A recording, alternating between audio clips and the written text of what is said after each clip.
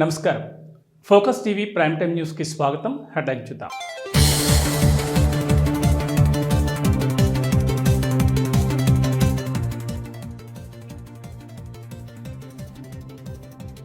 పరిగిలో పంచాయతీ పోరుకు సర్వం సిద్ధం. రేపు 139 గ్రామాల్లో పోలింగ్కు సిద్ధం.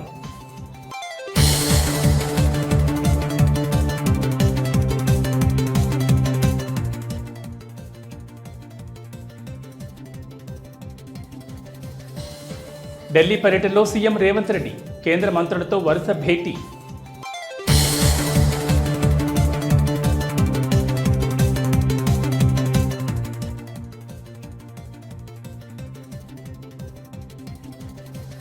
ఉపాధి హామీ పథకాన్ని నిర్వీర్యం చేసే కుట్ర, కేంద్రంపై మంత్రి పొన్నం ఫైర్.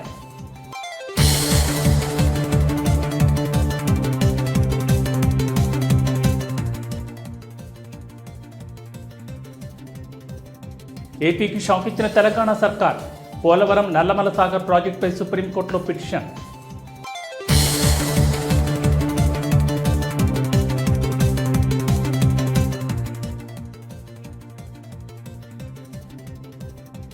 కొండగట్టు అంజన్న ఆలయానికి షోకాజ్ నోటీసు, 6 ఎకరాల అటవీ భూమి ఆక్రమణ ఆరోపణలు. ఇక డీటెయిల్స్ చూస్తే, తెలంగాణ ముఖ్యమంత్రి రేవంత్ రెడ్డి దేశ రాజధాని ఢిల్లీలో పలువురు కేంద్ర మంత్రులను కలిశారు. 2 రోజుల క్రితం మెస్సీతో మ్యాచ్ అనంతరం ఆయన హైదరాబాద్ నుంచి ఢిల్లీకి బయలుదేరి వెళ్లారు. 2 రోజులుగా ఆయన ఢిల్లీ పర్యటన కొనసాగుతోంది. మంగళవారం ఆయన కేంద్ర మంత్రులు నిర్మలా సీతారామన్, ధర్మేంద్ర ప్రధాన్తో భేటీ అయ్యారు. తెలంగాణ రైజింగ్ 2047 విజన్ డాక్యుమెంట్ను నిర్మలా సీతారామన్కు అందజేశారు.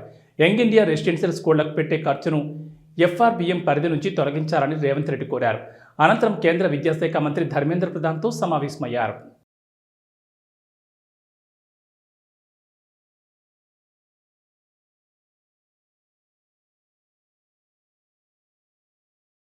ఐడీపీఎల్ భూముల వ్యవహారంపై ఇటీవల కూకట్పల్లి ఎమ్మెల్యే మాధవరం కృష్ణారావు, తెలంగాణ జాగృతి అధ్యక్షురాలు కల్వకుంట్ల కవిత పరస్పర ఆరోపణలు చేసుకునే విషయం తెలిసిందే. ఈ నేపథ్యంలో తెలంగాణ ప్రభుత్వం కీలక నిర్ణయం తీసుకుంది. హైదరాబాద్ నగరంలోని ఐడీపీఎల్ భూములపై విచారణకు ఆదేశించింది. కూకట్పల్లిలోని సర్వే నెంబర్ 376లో ఉన్న 4,000 కోట్ల విలువైన భూములపై విచారణ చేపట్టాలని విజిలెన్స్ అధికారులకు ప్రభుత్వం ఆదేశాలు జారీ చేసింది. ఇటీవల కవిత భర్త అనిల్పై మాధవరం కృష్ణారావు భూ కబ్జా ఆరోపణ చేశారు. ఈ ఆరోపణలపై కవిత తీవ్రంగా స్పందించారు. నిరాధార ఆరోపణ చేస్తే సహించేది లేదని హెచ్చరించారు. తన భర్తపై చేసిన ఆరోపణలకు సంబంధించి లీగల్ నోటీసులు పంపిస్తానని కవిత హెచ్చరించారు. కవిత వ్యాఖ్యలపై కృష్ణారావు స్పందిస్తూ లీగల్ నోటీసులు పంపించుకోవచ్చని అన్నారు. అనిల్ భూకబ్జాకు పాల్పడ్డారని ఆయన ఆరోపించారు. దీనికి సంబంధించిన ఆధారాలను కేంద్ర దర్యాప్తు సంస్థలకు, మీడియాకు, రాజకీయ పార్టీలకు అందజేస్తానని కృష్ణారావు తెలిపారు. 10 ఏళ్లలో ఎన్నడూ ఎవరు గవర్నమెంట్లో నా భర్త పేరు వినలేదు. ఇవాళ మీరు ఆయన మీద అలిగేషన్ చేస్తున్నారు.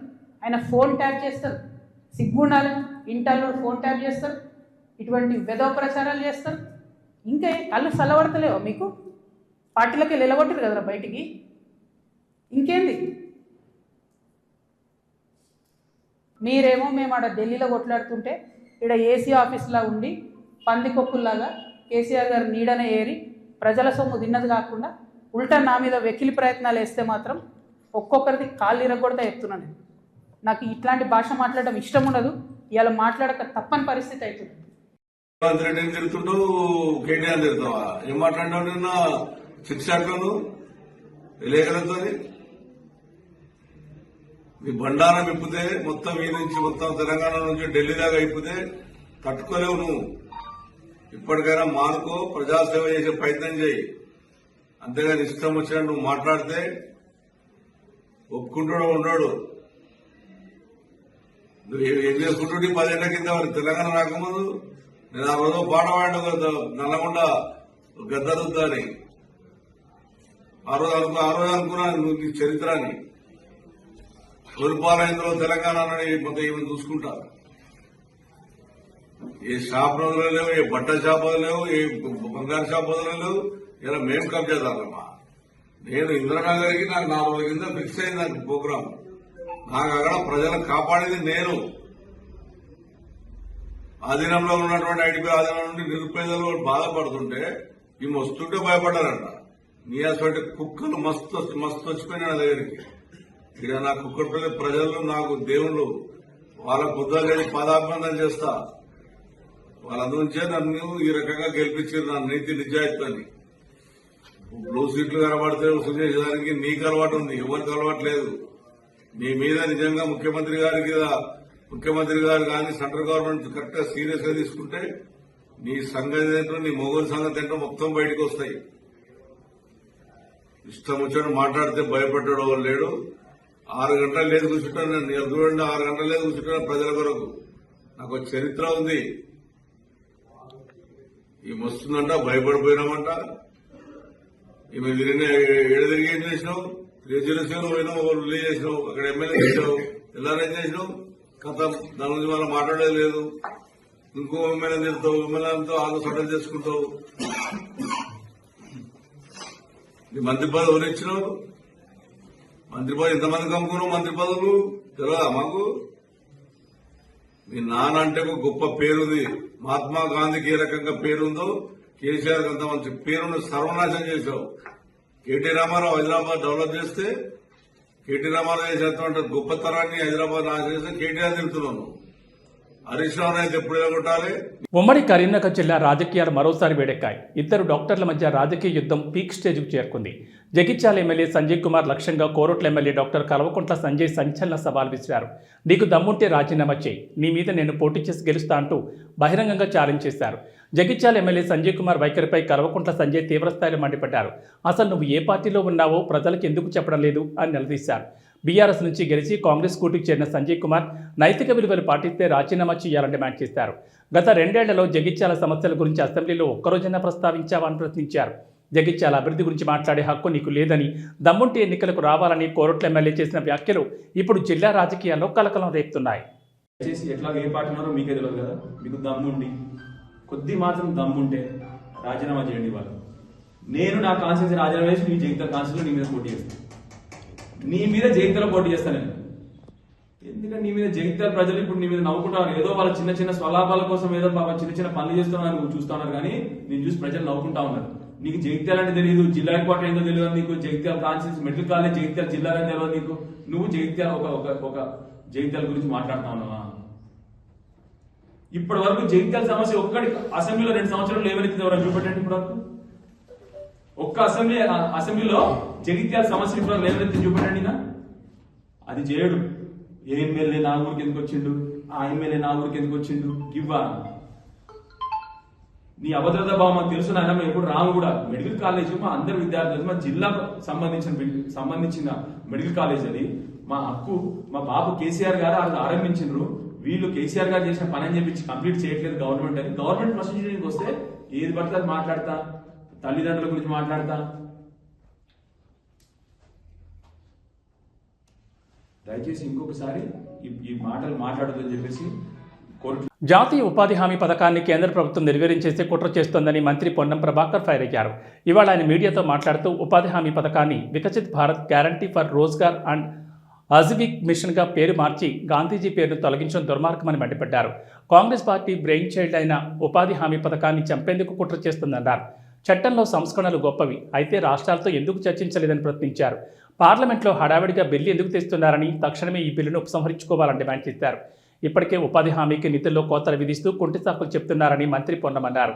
గాంధీ పేరు తొలగించడం ద్వారా ఆయనను అవమానిస్తున్నారని ఆరోపించారు. అందుకే వారికి గాడ్సే వారసులుగా పేరుందన్నారు. కరోనా సమయంలో గ్రామీణ ప్రాంతాల్లో ఉపాధి హామీ ఎంతో ఉపయోగపడిందని తెలిపారు. కానీ ఇప్పుడు పట్టణ ప్రాంతాల్లో కూడా ఉపాధి హామీ తీసుకొచ్చే బదులు ఉన్నత తొలగించే ప్రయత్నం చేస్తున్నారని విమర్శించారు.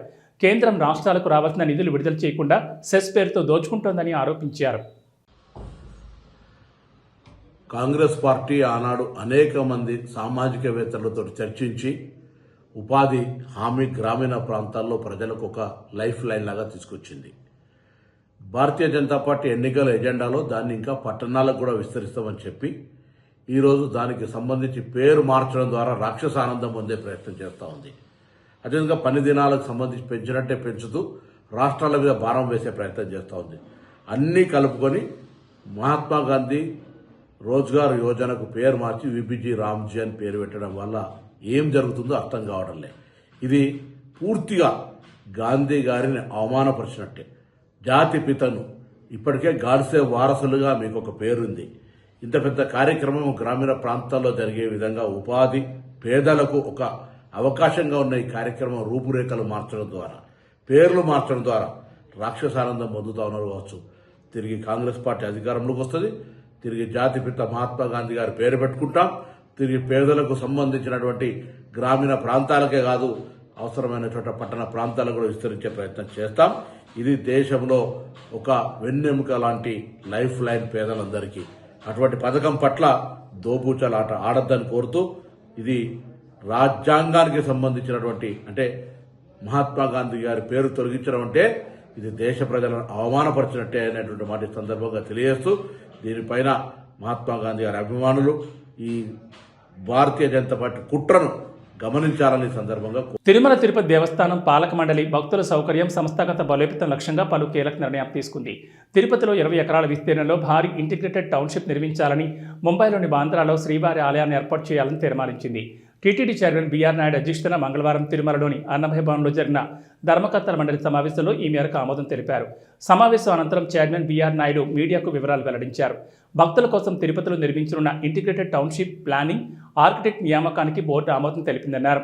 అదేవిధంగా ముంబై బాంద్రాలో 14.40 కోట్లతో శ్రీవారి ఆలయ నిర్మాణానికి పరిపాలన అనుమతులు మంజూరు చేసినట్లు పేర్కొన్నారు. టీటీడీ ఆలయాల్లోని ధ్వజస్తంభాలు, రథాల తయారీకి అవసరమైన కలప కోసం పలమనేరులో 100 ఎకరాల్లో దివ్య వృక్షాలను పెంచే ప్రతిపాదన కూడా ఆమోదముద్ర వేశారు. ఈ సమావేశంలో టీటీడీ ఉద్యోగుల సంక్షేమానికి పెద్దపీట వేశారు. టీటీడీ అనుబంధ ఆలయాల్లో పనిచేస్తున్న 62 మంది అర్చకులు, పరిచారకులు, పోర్టు వర్కర్లు, ప్రసాదం, డిస్ట్రిబ్యూటర్ల వేతనాలను గణనీయంగా పెంచుతూ నిర్ణయం తీసుకున్నారు. దీని ప్రకారం అర్చకుల వేతనాన్ని 25,000 నుంచి 45,000కు, పరిచారకులకు 23,140 నుంచి 30,000కు పెంచారు. పోర్టు వర్కర్లకు, ప్రసాదం పంపిణీ సిబ్బందికి కూడా వేతనాన్ని 30,000కు పెంచుతూ తీర్మానించారు. శ్రీవారి ఆలయంలో ప్రధాన సన్నిధి యాదవ్తో పాటు అదనంగా మరో సన్నిధి యాదవ్ పోస్ట్ భర్తీకి కూడా గ్రీన్ సిగ్నల్ ఇచ్చారు.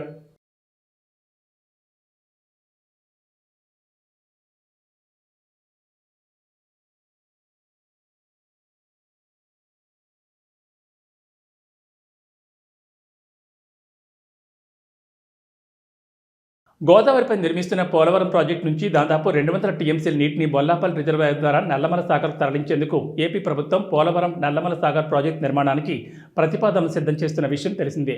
ఈ మేరకు ప్రాజెక్టు డిపిఆర్ తయారీకి టెండర్లను ఇటీవలే విడుదల చేసింది. ఈ క్రమంలోనే తెలంగాణ సర్కార్ తాజాగా పోలవరం నల్లమల సాగర్ ప్రాజెక్టుపై దేశ అత్యున్నత న్యాయస్థానం సుప్రీంకోర్టును ఆశ్రయించింది. బచావత్ ట్రిబ్యునల్ తీర్పునకు విరుద్ధంగా పోలవరం నుంచి గోదావరి జలాలు తరలించే ప్రయత్నం చేస్తున్నారంటూ పిటిషన్ దాఖలు చేసింది. ఈ ప్రాజెక్టులో ఏపీ ప్రభుత్వం ముందుకు వెళ్లకుండా అడ్డుకోవాలని ఆ పిటిషన్లో విజ్ఞప్తి చేశారు. కాగా తెలంగాణ ప్రభుత్వం తరఫున సుప్రీంకోర్టు సీనియర్ న్యాయవాది అభిషేక్ మను సింఘ్వి ఈ కేసును వాదిస్తున్నారు. ఇప్పటికే ఢిల్లీలోని తెలంగాణ భవన్లో పోలవరం బనచర్ల సుప్రీంకోర్టు కేసుపై నీటిపారుదల శాఖ మంత్రి ఉత్తమ్ కుమార్ రెడ్డి పలుమార్లు అభిషేక్ మను సింఘ్వితో భేటీ అయి కోర్టులో లేవనెత్తాల్సిన అభియోగాలపై చర్చించారు.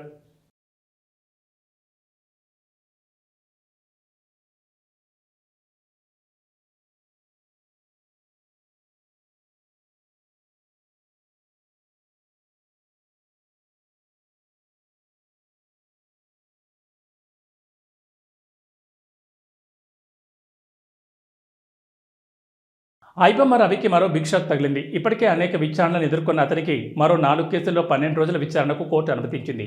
తెలుగు సినిమా ఇండస్ట్రీని ముప్పుతిప్పలు పెట్టిన ఐబొమ్మ వెబ్సైట్ను హైదరాబాద్ పోలీసులు బ్లాక్ చేయించిన విషయం తెలిసిందే. గతంలో పోలీసులకే సవాల్ విసిరిన ఐబొమ్మ వెబ్సైట్ నిర్వాహకుడితోనే ఐబొమ్మ బప్పం వెబ్సైట్ బ్లాక్ చేయించారు.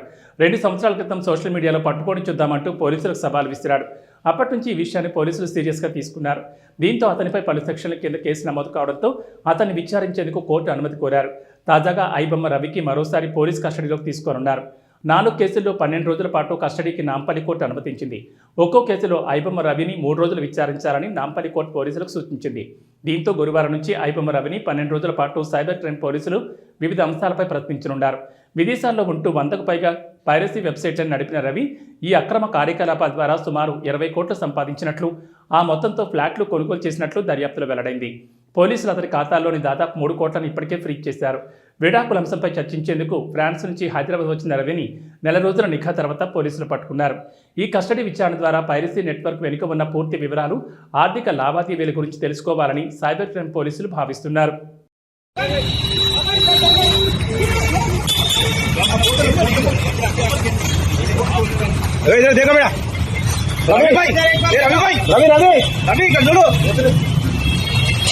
తెలంగాణలోని జగిత్యాల జిల్లాలో ఉన్న సుప్రసిద్ధ పుణ్యక్షేత్రం కొండగట్టు శ్రీ ఆంజనేయ స్వామి ఆలయం ప్రస్తుతం అటవీశాఖ, దేవాదాయ శాఖ మధ్య కీలక వివాదానికి కేంద్రంగా మారింది. అటవీశాఖ అధికారులు ఆలయ నిర్వహణ కమిటీకి నేరుగా షోకాజ్ నోటీసులు జారీ చేయడంతో భక్తులలో మరియు స్థానికుల్లో తీవ్ర ఆగ్రహం వ్యక్తమవుతోంది. అటవీశాఖ అధికారులు జారీ చేసిన నోటీసులలో ఆలయ నిర్వహణ కమిటీ 684 బ్లాక్ అటవీశాఖ పరిధిలోని దాదాపు 6 ఎకరాల అటవీ భూమిని ఆక్రమించారని స్పష్టంగా ఆరోపించారు. ఈ ఆక్రమణ భూమిలో అక్రమ నిర్మాణాలు జరిగాయని, ఇది అటవీ సంరక్షణ చట్టాలను ఉల్లంఘించమేనని అధికారులు పేర్కొన్నారు. ముఖ్యంగా ఈ 6 ఎకరాల విస్తీర్ణంలోనే అన్నదాన సత్రం, వాటర్ ప్లాంట్, వాహన పూజ shed, executive building, Sagar guest house, public toilets వంటి ఆలయానికి సంబంధించిన ముఖ్యమైన కట్టడాలు ఉన్నట్లు ఆరోపణలు వచ్చాయి. ఈ వ్యవహారంలో అటవీశాఖ ఫారెస్ట్ కన్జర్వేషన్ యాక్ట్ కింద నోటీసులు జారీ చేసింది. అటవీ భూమిలో నాన్ ఫారెస్ట్ పనులు చేపట్టడానికి కన్జర్వేషన్ యాక్ట్ 2A ప్రకారం కేంద్ర అటవీశాఖ అనుమతులు తప్పనిసరని నోటీసులో స్పష్టంగా పేర్కొనబడింది. అంతేకాకుండా ఫారెస్ట్ వైల్డ్ లైఫ్ కన్జర్వేషన్ యాక్ట్లోని 3A మరియు 3B సెక్షన్ల కింద ఈ నోటీసులు ఇవ్వబడ్డాయి. ఈ నోటీసులకు తగిన వివరణ ఇవ్వని పక్షంలో చట్టపరమైన చర్యలు తీసుకుంటామని అటవీశాఖ ఆలయ అధికారులను హెచ్చరించింది. అయితే ఇంతటి కీలకమైన అంశంపై ఎండోమెంట్ శాఖ మరియు అటవీశాఖ అధికారులు ఇద్దరూ మౌనం వహించడం ఈ నోటీసుల గోప్యతపై పలు సందేహాలను మరియు అనుమానాలను పెంచుతోంది.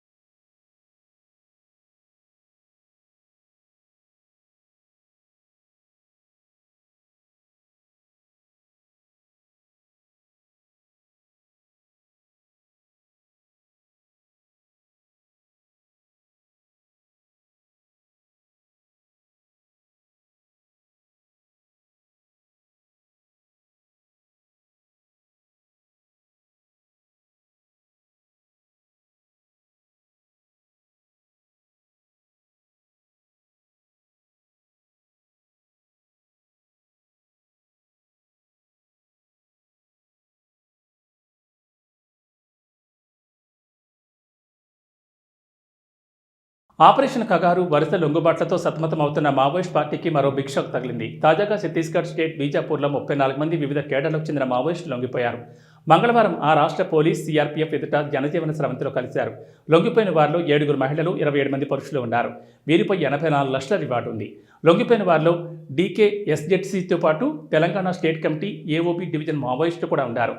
8 లక్షల బహుమతితో కేరళ పాల్ ఏరియా కమిటీ నుండి ఒక డివిజనల్ కమిటీ సభ్యుడు, పలువురు PLGA people's liberation guerrilla army సభ్యులు, ఏరియా కమిటీ సభ్యులు, ప్లాటూన్ నాయకులు, మిలీషియా కమాండర్లు మరియు DAKMS మరియు CNM అధ్యక్షులు వంటి ఫ్రంటల్ ఆర్గనైజేషన్ ఆఫీస్ బేరర్లు లొంగిపోయిన వారిలో ఉన్నారు.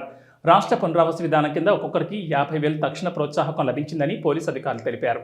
ఛత్తీస్గఢ్ ప్రభుత్వం చేపట్టిన పునః మార్గం, పునరావాసం నుండి పునరుజ్జీవనం, ప్రచారం, పునరేకీకరణ డ్రైవ్ మరియు మారుమూల గ్రామాలకు అభివృద్ధిని అందించే నియాద్ నెలనార్ పథకం ద్వారా ప్రభావితమైన district reserve guard, Bastar fighters special task force, cobra మరియు సిఆర్పీఎఫ్ బెటాలియన్ ఉమ్మడి ప్రయత్నాల మధ్య ఈ లొంగుబాటు జరిగింది.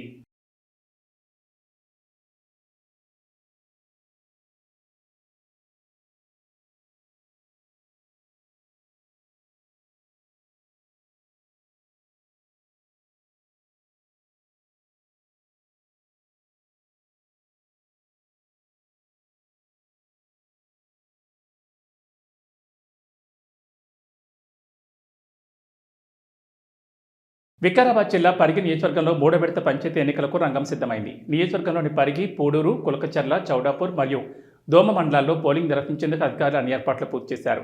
ఈ నియోజకవర్గంలో మొత్తం 157 గ్రామ పంచాయతీలు ఉండగా ఇప్పటికే 18 పంచాయతీలు ఏకగ్రీవమయ్యాయి. మిగిలిన 139 స్థానాలకు 400 మంది సర్పంచ్ అభ్యర్థులు పోటీ పడుతున్నారు. అలాగే 1340 వార్డుల్లో 36 వార్డులు ఏకగ్రీవం కాగా మిగిలిన స్థానాలకు 1034 మంది అభ్యర్థులు బరిలో ఉన్నారు. మొత్తం 182,460 మంది ఓటర్లు తమ ఓటు హక్కును వినియోగించుకోనున్నారు. విశేషం ఏమిటంటే పురుషుల కంటే మహిళా ఓటర్లు అధికంగా ఉన్నారు.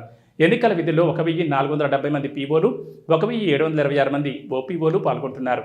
163 మంది పోలీస్ సిబ్బందితో పటిష్ట భద్రతను ఏర్పాటు చేశారు. సిబ్బందిని తరలించేందుకు 20 ఆర్టీసీ బస్సులను సిద్ధం చేశారు. రేపు ఉదయం నుంచి పోలింగ్ ప్రారంభం కానుంది.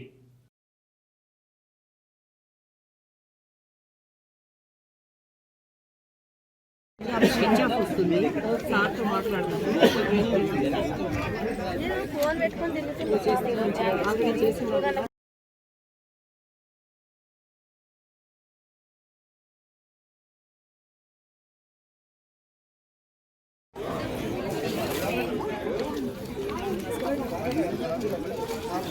మీరు బయట ఎంత దూరం ఆ లైన్ మెయింటైన్ చేస్తే మీకు అంత ప్రశాంతంగా ఉంటుంది. మీరు ఒక్కసారి కనుక వాళ్ళని వదిలేసి లోపలికి వచ్చేసి వాళ్ళు